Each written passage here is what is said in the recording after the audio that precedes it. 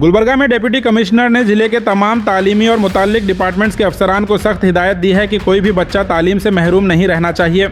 Minority welfare department के तहत prime minister के नए 15 पॉइंट प्रोग्राम की district level progress review meeting मुनाकिद हुई।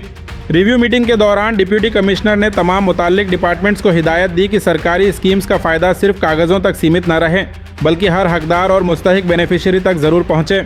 उन्होंने ऑफिशियल से कहा कि स्कूल छोड़ने वाले बच्चों की पहचान करें, उनके पेरेंट्स से रब्ता करें और हर बच्चे को दोबारा तालीम से जोड़ने के लिए मिलकर काम करें। साथ ही स्कीम्स की प्रोग्रेस पर लगातार नज़र रखने और इम्प्लीमेंटेशन को बेहतर बनाने की भी हिदायत दी गई, ताकि माइनॉरिटी कम्युनिटी को एजुकेशन और वेलफेयर की तमाम सहूलियत वक्त पर मिल सकें।